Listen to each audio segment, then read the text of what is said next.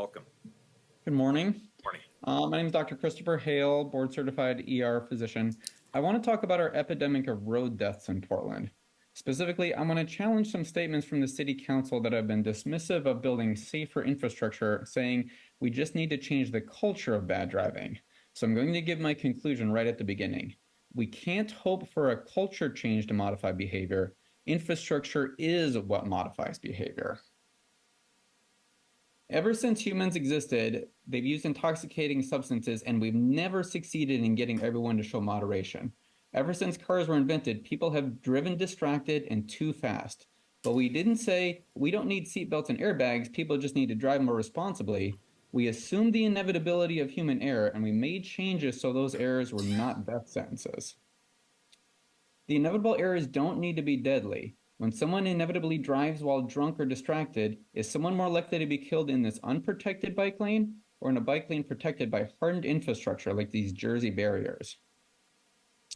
Repainting and narrowing lane widths has repeatedly been shown to slow drivers. At the same speed limit of 35 miles per hour, roads with 9-foot lanes had 50% fewer car crashes and pedestrian incidents than roads with 12-foot lanes. I'm happy to show you the studies, but it also makes intuitive sense. Wider lanes embolden people to drive faster and more carelessly. Narrow lanes force people to pay more attention and they go slower. On which road do you think someone is more likely to feel comfortable glancing down at their phone or street racing? This super wide road with little to no infrastructure, or this road? This lovely street is in Hamburg, New York, but it didn't always look like this. This used to be a wide, failing main street, and the infrastructure changes are widely credited for revitalizing the area. One of the primary things they did was simply narrow the lanes from 21 feet down to 10 feet. They had the exact same number of lanes, but serious crash injuries fell by 90%, and they reclaimed much of the street for other purposes. Curb extensions also modify behavior. Because drivers need to take the turn at a sharper angle, they're forced to slow down and pedestrians are more visible. Elevated crosswalks remind drivers that they're passing through a pedestrian priority area, and they act as speed bumps at precisely the moment that drivers should be driving slowly. Infrastructure doesn't need to be a large capital expenditure.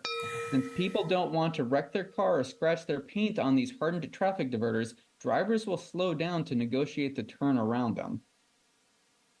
Now, this city council has been in charge during a year when Portland broke a 30-year record for traffic deaths. And so far this year, we've already had 15 deaths, so we're on track to surpass last year.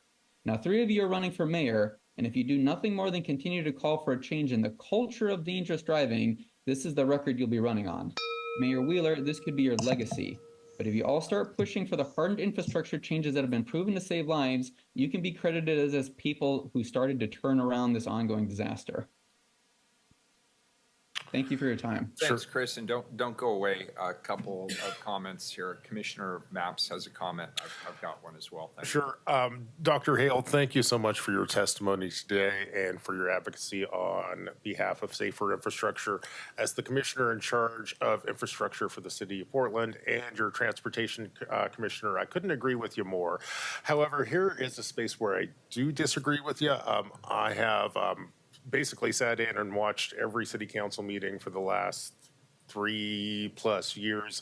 I've never heard anyone on council, including myself, say infrastructure does not matter, especially in the space of traffic fatalities. What we have, as me specifically have said, is, infrastructure matters, enforcement matters, and culture matters. As the transportation commissioner, I have some control over infrastructure, and we are continually investing in building safer and better infrastructure. At the same time, enforcement matters, and that's why you have heard me in this council and probably out in the community urging my colleagues to increase enforcement. A majority of our traffic fatalities involve one or both parties who are under the influence of drugs or alcohol. That's deeply problematic, and frankly, that's kind of a cultural issue. Also, the way people drive in this space is quite problematic too. So what I'm calling for and what we have been working towards, and I agree we have a lot of work left to do, is better enforcement. I'm calling on my colleagues to help us do more We need better infrastructure, more enforcement, and there is a culture change that just needs to happen. I will tell you, I do not see a day in Portland does not go by when I don't see someone drive through a red light. That's just remarkable. That did not happen even 3 or 4 years ago. I think it's pretty clear from the research that something about our driving culture changed profoundly during the pandemic era. One of the things that I think we need to do in order to make our streets safer is to remind people of that and ask people to just drive sober, drive slow, and drive carefully. Thank you very much, Mayor, and I'll hand it back to you. Thanks. Christopher, first of all, thank you for being here. That was actually a great presentation. I may have my daughter watch that because she's just learning now how to give a very succinct, very effective presentation. You used really good examples. The one from New York, that is a sterling example, 90% reduction and issues due to the infrastructure improvements there. That is exactly the kind of insight and information we need. I want to agree with my colleague, Commissioner Mapps. I sort of view it as the proverbial three-legged stool. That's correct. Which is hilarious since I don't think I've actually seen a three-legged stool in probably 30 years. I don't even know if they exist anymore. But you are 100% correct that infrastructure matters significantly in terms of shaping behavior. I think that was the most important thing I heard in your presentation was that infrastructure can help us with that cultural shift. So infrastructure, behavior, and enforcement. There have to be consequences that are swift and sure for erratic or dangerous behavior that puts everybody's lives at risk. And I know as a council, we're committed to that. And I also agree with Commissioner Mapps just on the cultural piece. I just see, and this is anecdotal, it's not as scientific as the good information you brought forward, but I just see so much more reckless behavior as you just have people just blowing through yellow lights at full speed, people not slowing.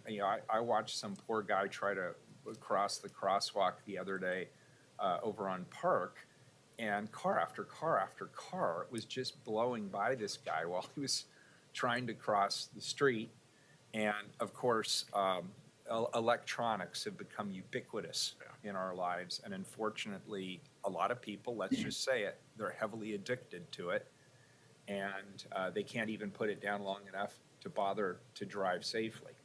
And so I think all three of these things are important, and I really appreciate the way you highlighted the important role that infrastructure does play.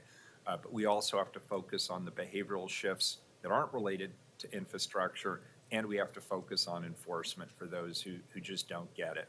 So, but thank you. Very, very good, very provocative testimony, and I hope we see you again.